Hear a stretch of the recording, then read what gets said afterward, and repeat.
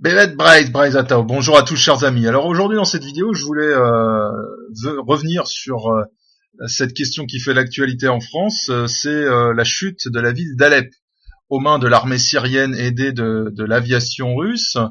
Et ce qui a suscité particulièrement mon intérêt, c'est le traitement médiatique absolument incroyable auquel vous êtes soumis si vous vivez donc en France. C'est absolument incroyable, je vais revenir là-dessus, mais je me suis dit qu'il y avait probablement quelque chose à dire. Alors, en préambule, j'ai envie de souligner un point, ou plutôt d'expliquer pourquoi cette vidéo a un intérêt, à mon sens, parce qu'on peut se dire a priori, et beaucoup de Français se disent d'abord Alep, je ne sais pas forcément où c'est, la guerre de Syrie, j'y comprends rien, je me sens pas concerné. C'est vrai que de prime abord, la plupart des gens ont d'autres problèmes. Il faut, je veux dire, entre le travail, les enfants pour ceux qui en ont, les différentes tracasseries administratives et autres. Effectivement, on n'a pas le temps en France de se soucier de ce pays. Ce serait légitime si il n'y avait pas un impact direct sur l'Europe, notamment l'Europe de l'Ouest, et sur l'Hexagone.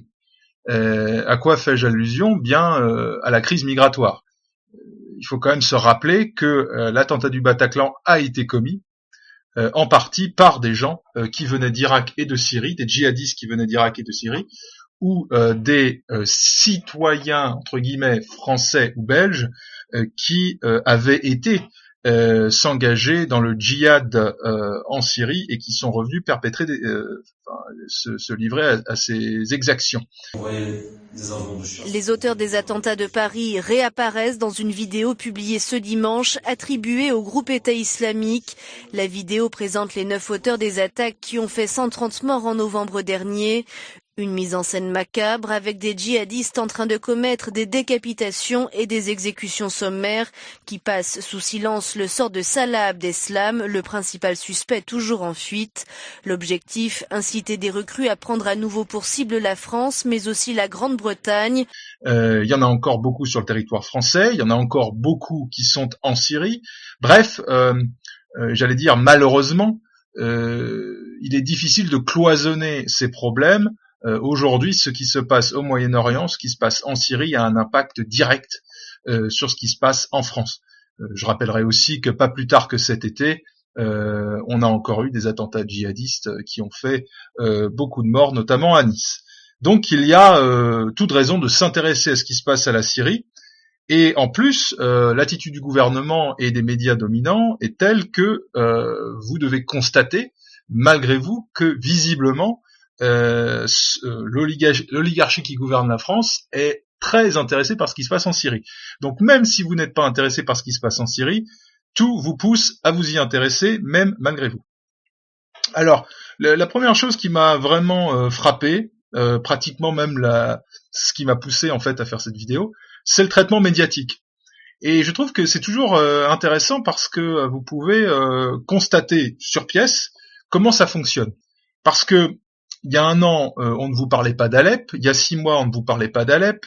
On a commencé à vous parler d'Alep, en fait, quand les groupes djihadistes qui sont armés par la France et ses alliés, notamment les États-Unis et le Qatar, l'Arabie Saoudite notamment, ont été sur le point d'être écrasés complètement à Alep, qui est quand même une des villes, si ce n'est la deuxième ville la plus importante de Syrie après Damas. C'est une ville à l'origine de plus de 2 300 000 habitants. C'était un petit peu le cœur économique du pays en plus de Damas, donc c'était une ville importante. Donc c'est une défaite stratégique majeure pour eux, et soudainement, en 48 heures, littéralement en 48 heures, vous allumez votre télévision, vous allumez votre poste de radio, vous ouvrez un journal, même de presse régionale, vous voyez un torrent, un flux d'indignation, soulèvement émotionnel général, protestation, et vous vous dites qu'est-ce qui se passe? En fait, la plupart des gens n'y font même pas attention. Ils reçoivent comme ça un torrent une sidération médiatique instantanée et ne se posent pas la question comment se fait-il que tous les journaux qu'ils soient écrits, ou enfin tous les médias, qu'ils soient écrits, radiophoniques ou télévisuels, tout d'un coup disent la même chose sur le même ton, et avec une urgence qui vraiment frappe l'esprit, quoi. Et ben c'est simple. Le gouvernement français donne les ordres aux médias, c'est tout. Si vous croyez que les médias en France sont libres, révisez votre jugement. Le gouvernement français donne les consignes directement aux rédactions. Qu'est-ce qu'ils doivent dire, quand ils doivent le dire et à quel rythme. Donc, oubliez cette histoire de liberté de la presse, c'est une vaste fumisterie. La communauté internationale toujours impuissante à mettre fin au drame humanitaire à Alep. De nouveaux bombardements empêchent l'évacuation des civils et des rebelles. Le cessez-le-feu n'aura duré que quelques heures. Chaque camp se rejette la responsabilité. Selon ces termes, les blessés et les civils devaient être évacués en premier. Des milliers de personnes tentaient dans la soirée de fuir la zone dans le froid et la boue, mais beaucoup d'autres, entre les rebelles et la peur d'être exécutés par les troupes du régime, ne voyaient plus aucun espoir. Comptez les bombes. Depuis 4 mois, c'est le lot des habitants d'Alep. Une ville aujourd'hui défigurée, sur laquelle les hommes de Bachar el-Assad plantent leurs drapeaux. Selon la Russie, leur principal soutien, 2 à 3 jours de combat seront nécessaires pour venir à bout des dernières poches de résistance des insurgés. Regardez, la délégation française aux Nations Unies a eu l'idée il y a quelques jours de faire un mannequin challenge. Vous en avez sans doute vu d'autres. Les représentants français jouent pendant quelques minutes à rester immobiles. Ils sont très occupés. Pour rire, ils se font évidemment étrier sur Twitter. Pendant que Alep meurt à l'ONU, ça fait des mannequins challenge. Bravo.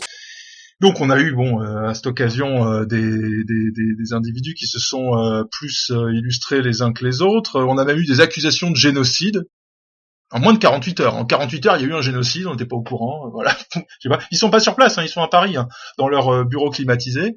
Voilà, donc il y a un génocide. Il n'y a pas le moindre début de vidéo qui montre des dizaines de milliers de gens se faisant exécuter. Il y a rien, il y a pas d'image satellite. Mais bon, il y a un génocide, d'accord, très bien. Il y a un génocide, voilà. Bref. Alors, sur ces entrefaites, votre président, François Hollande, qui effectivement a tout le temps de s'occuper de ce qui se passe en Syrie, puisque les affaires françaises sont quand même somme toute bien gérées.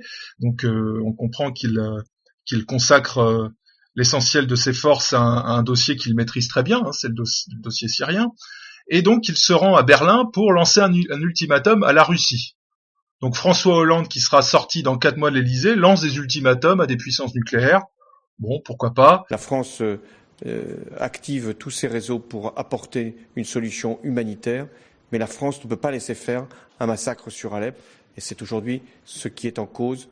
Il y a une responsabilité directe du régime syrien, de ses soutiens. Si rien n'est fait, si l'ultimatum n'est pas entendu, il y a des responsabilités qui devront être appelées. Et dans cette phase d'hystérisation, que ce soit diplomatique ou médiatique, on a eu, j'allais dire, le loukoum sur la pyramide de tête coupée des djihadistes. On a eu la tour Eiffel éteinte par Anne Hidalgo, socialiste. Rarement vu autant de personnes rassemblées en soutien au peuple syrien, écrit cet autre internaute. Voilà, la solidarité de la capitale de Paris, de la France au peuple martyr de Syrie. Et vous voyez la tour Eiffel qui va s'habiller de noir pour toute cette soirée et cette nuit en hommage au peuple syrien.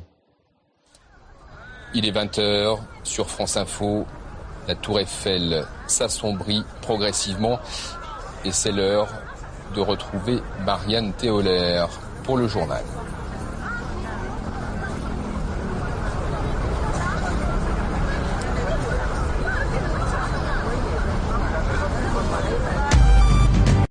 Alors, c'est d'autant plus frappant que dans le même temps, exactement dans le même temps, la France et les États-Unis lancent une opération pour reprendre Mossoul, qui est une ville du nord de l'Irak, qui est finalement pas si éloignée d'Alep. Enfin bon, il y a quand même une certaine distance, mais enfin ce n'est pas l'autre bout de la planète.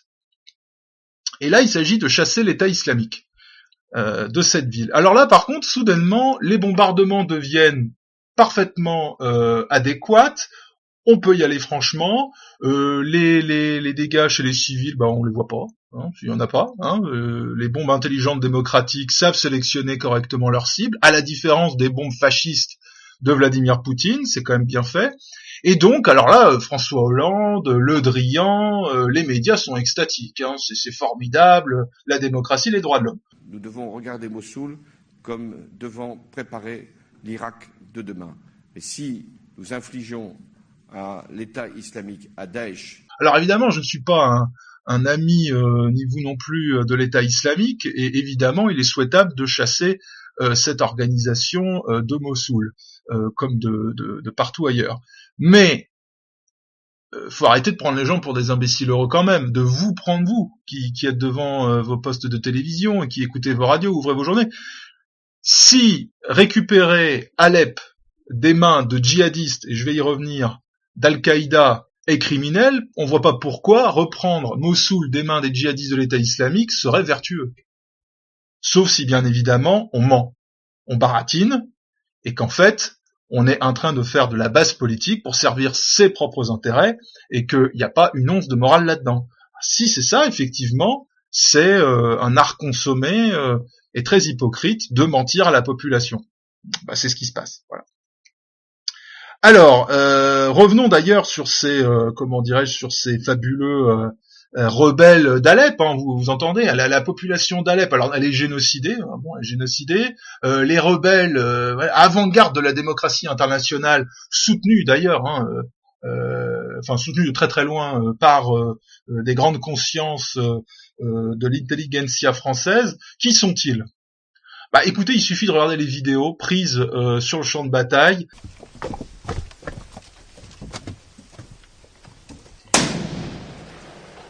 بسم الله الرحمن الرحيم وأعد لهم ما استطعتم من قوة ومن رباط الخيل ترهبون به عدو الله وعدوكم فالإرهاب فريضة في دين الله نحن قوم لا نحب الموت إلا قتله ولن نسجد إلا ربنا الأعلى تكبير الله أكبر. Chez les prisonniers faits par l'armée syrienne ou par l'armée russe, et on découvre quoi? On découvre que ces grands rebelles combattants de la démocratie universelle sont en fait des djihadistes. C'est des djihadistes, c'est des barbus. Il suffit de regarder les images. Hein.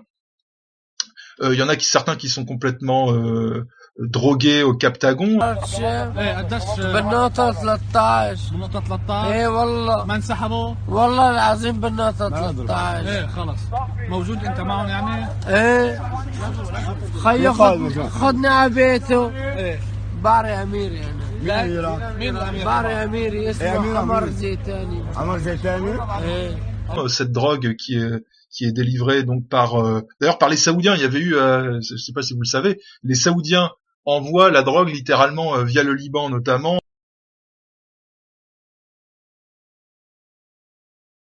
à tous ces héros de la liberté pour qu'ils tiennent le choc, tout simplement, parce que je veux dire, humainement parlant, ils ont aucune motivation pour la plupart d'entre eux, parce que au bout de quelques semaines passées sous les bombardements, j'aime autant vous dire que à part quelques excités qui croient qu'ils vont trouver 72 vierges, la plupart ils ont une baisse au moral, donc il faut un petit peu les motiver et on leur donne évidemment de la drogue. Alors au Liban, il y avait eu une affaire avec un prince saoudien qui s'était fait interpeller avec une quantité impressionnante de drogue qui était à destination des djihadistes. Voilà, donc c'est comme ça que ça fonctionne.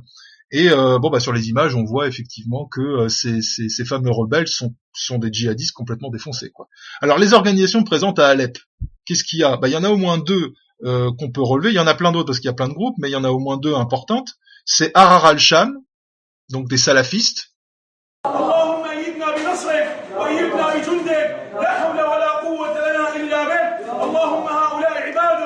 اللهم إنهم ضعفاء فقوهم اللهم إنهم كفاة فاعملهم اللهم أيدهم بمدد السماء نستغيث بك كما استغاثك نبينا في بدر.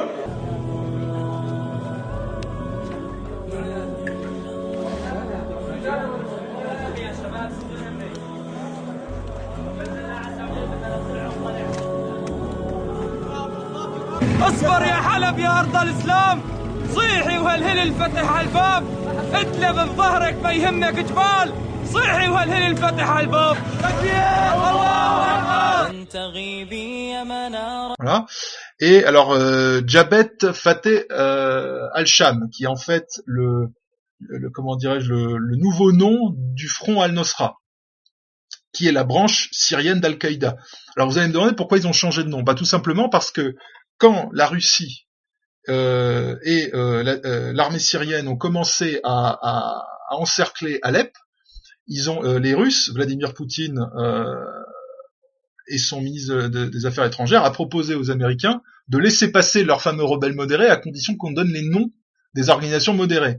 Alors le problème qu'ils ont eu, c'est qu'il n'y en avait pas. Pratiquement pas.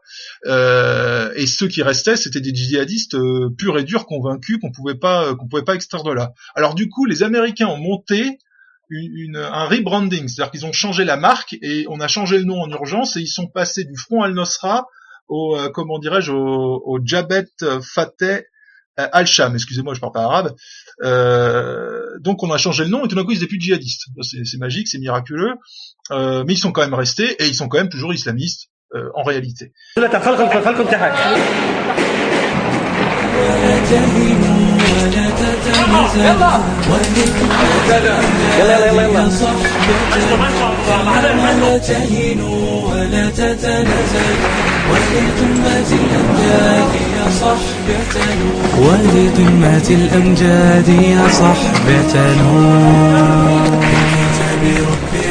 Donc c'est une formidable escroquerie. On a donc des djihadistes qui se sont bunkerisés dans ce qui reste de la poche qu'ils occupent, interdisant aux populations de s'échapper sous menace de mort. Pourquoi? Et là, ça c'est un des points de la propagande utilisée par les médias français notamment, c'est de dire « Ah mais mon Dieu, l'aviation russe bombarde sciemment les civils ». Oui, parce que les Russes sont tellement cons qui vont volontairement commettre des crimes de guerre devant des télévisions, devant les smartphones, pour bien se délégitimer. Voilà, et ça c'est une stratégie bien pensée, vous voyez. Non, c'est pas ça. C'est que c'est les djihadistes qui empêchent la population de sortir, qui la tiennent en respect sous leurs armes, pour précisément avoir un bouclier humain et surtout un levier politique pour ralentir les efforts de l'armée syrienne et de l'aviation russe, en utilisant leurs alliés occidentaux, notamment à l'ONU et dans les médias, pour faire pression sur la Russie et ralentir l'offensive, en disant « Attendez, il y a un massacre qui se passe ». Donc c'est un cynisme absolument sidérant de la part des djihadistes, mais ils le font systématiquement. Le Hamas à Gaza l'utilise. Ce qui met d'ailleurs à chaque fois l'État d'Israël dans une situation extrêmement ambiguë et délicate, puisque il faut frapper l'organisation paramilitaire ou l'organisation armée, tout en évitant autant que faire se peut de frapper des civils, pour une raison simple, c'est qu'en termes de communication, c'est désastreux. C'est complètement désastreux. Donc, et les autres le savent. Et ils l'utilisent et ils se cachent au sein de la population. Mais ça n'a pas du tout été inventé par les djihadistes. C'était utilisé par les guérillas communistes. Déjà du temps de la guerre d'Indochine et encore plus du temps de la guerre du Vietnam. Et bien avant ça. C'est une vieille tactique communiste qui consiste en fait pour les terroristes à se glisser dans la population, à provoquer l'ennemi pour le forcer à frapper et ainsi générer un maximum de pertes dans la population, ce qui va pousser la population dans les bras de la guérilla en question. Et la guérilla va la travailler politiquement avec effectivement de la propagande, du recrutement, etc. Donc c'est une vieille ficelle ils s'en servent à Alep. Sauf que la nouveauté, c'est que maintenant on a les médias français dits démocratiques qui soutiennent les efforts du djihad international pour conserver une des plus grandes villes de Syrie. C'est intéressant dans un pays, la France, qui a été la cible non seulement de l'État islamique, mais aussi d'Al-Qaïda. Parce que je parlais d'Al-Qaïda à Alep, je rappelle, pour ceux qui l'auraient oublié, que Charlie Hebdo a été frappé par Al-Qaïda branche Yémen. Al-Qaïda au Yémen revendique l'attaque contre Charlie Hebdo. Dans une vidéo de 11 minutes, ce responsable d'Al-Qaïda dans la péninsule arabique affirme avoir agi sur ordre de son chef, Ayman al-Zawahiri, pour venger Mahomet, caricaturé par le journal satirique français. Faisant référence au frère Kouachi, Al-Anassi déclare, je cite, que des héros ont été recrutés et sont passés à l'acte, à la grande satisfaction des musulmans. C'était pas l'État islamique qui a fait le coup uniquement de Charlie Hebdo. Officiellement, c'est Al-Qaïda au Yémen. Donc c'est fascinant. On a la presse française, on a le président français, la diplomatie française qui s'engage, qui se plaint, qui appelle l'attention de la communauté internationale en faveur, je veux dire, d'Al-Qaïda qui a tué ces journalistes. Et soi-disant, c'était l'horreur absolue, je suis Charlie, et il fallait se mobiliser contre la barbarie. Bon, c'est très curieux tout ça, c'est très curieux. Donc en fait, quoi dire de ces mêmes journalistes qui couvrent actuellement ces événements dans les grands médias? Eh ben que ce sont des idiots utiles.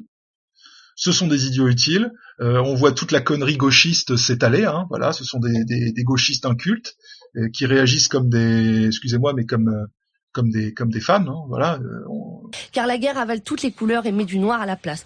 La guerre, c'est l'horreur, et pas si loin ni dans l'espace ni dans le temps. Alors vous allez me dire, mais Nicole, vous n'allez pas finir cette chronique comme ça. Non, je vais finir par un tout petit trou fait par les mots de mon papa, qui après avoir vécu des bombardements quand il avait 8 ans, après avoir été militaire, vit maintenant des jours paisibles et a pour la guerre un projet d'avenir. Il me dit, tu vois, des fois, Nicole, on dit le cannibalisme, avant c'était répandu, et maintenant les gens disent les hommes se mangent. Pardon.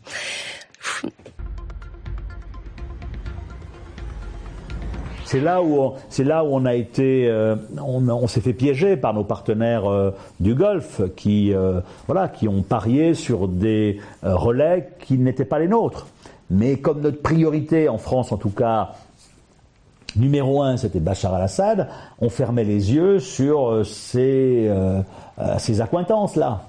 On fermait les yeux, je veux dire, le pouvoir politique, Laurent Fabius, François Hollande fermaient les yeux. Nos services de renseignement, des militaires ou même des diplomates l'ont vu, l'ont signalé, mais on leur disait, l'objectif numéro 1, c'est Bachar el-Assad. Vous vous souvenez, ensuite, il y a eu le Nini. On s'est rendu compte que tout ça ne tenait plus avec l'émergence de Daesh, donc on a créé le Nini. Aujourd'hui, on voit la France qui n'existe plus, qui n'est pas partie prenante des négociations, qui s'est elle-même marginalisée par son irréel politique. On montre des cadavres, on cherche pas à réfléchir qui, comment, où, le contexte, parce qu'il y a un contexte géopolitique, et je vais finir là-dessus. Pourquoi les Syriens et les Russes sont les affreux? Pourquoi les djihadistes se transforment en combattants de la liberté par un tour de passe-passe sous direction du gouvernement socialiste français? C'est simple, c'est parce que le gouvernement socialiste français est tributaire du Qatar, de l'Arabie Saoudite, financièrement, et qu'il y a une alliance, et que ce soit une alliance militaire ou énergétique. Point à la ligne. Donc, les indignations de ces gens-là, on sait ce que ça vaut. Donc, la France est à vendre, la diplomatie française est à vendre, accessoirement, la moralité de la population française est vendue au profit donc des pétromonarchies qui ont des intérêts bien compris dans ce pays. Et j'en ai déjà parlé dans le passé. Donc voilà, formidable, magnifique. C'est un nouvel exemple de désinformation de masse, et ça marche. Et ça marche comment? C'est simple, on martèle. Massacre, génocide, crime de guerre, on vous montre des images d'enfants, etc. On vous montrera, je présume, jamais les images de l'armée syrienne qui, dans Alep, secourt des vieillards, secourt des enfants, il suffit de regarder les photos, ou qui applaudit l'armée syrienne qui libère la ville. Voilà, ça c'est des images, je vous montre des images d'ailleurs.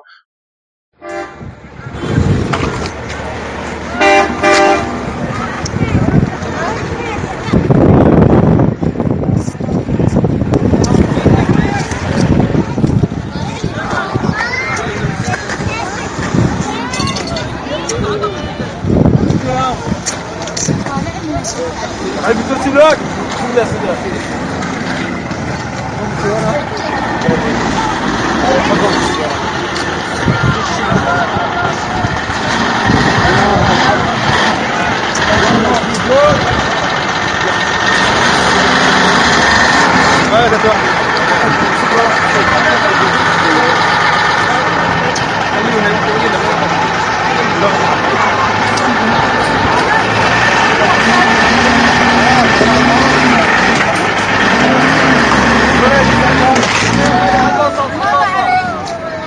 ça c'est les images de la population, hein. C'est pas préparé, hein. Il y a des cohortes de civils qui sortent comme ils peuvent. S'ils applaudissent les camions de l'armée syrienne, il y a pas une, hein. Bon, imaginez bien que ça se passe pas comme ça. Il n'y a pas de mise en scène.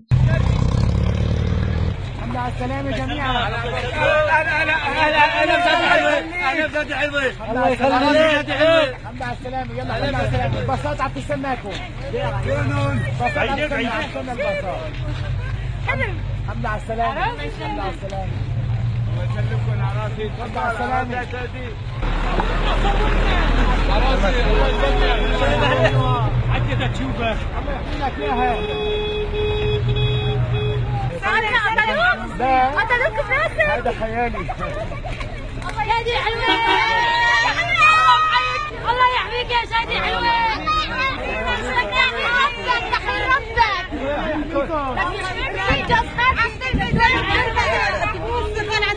يا ابو الشحمة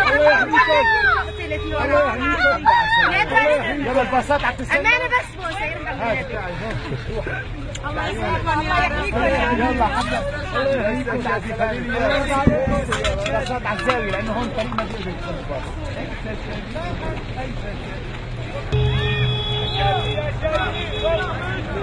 يلا على الزاوية لقدام لانه ما دخلوا شايف شلون هون الحجر الله يوفقك يا رب على الزاوية لما تشوفها انا باجي لعندكم محل ما بنحط وبجيكم والله يلا مستناكم على السلامة الله يسلمك الله يسلم قلبك يا رب الله يخليك الله يخليك الله والنبي على الزاوية هن ما دخلوهم لهون مشان الجوالين يلا الله يقويك خليلك شبابك خليلك شبابك. Donc voilà, c'est beau, c'est la démocratie selon les socialistes et j'allais dire leur suzerain sunnite des pétromonarchies du Golfe. Mirobolant. À bientôt pour une prochaine vidéo, chers amis.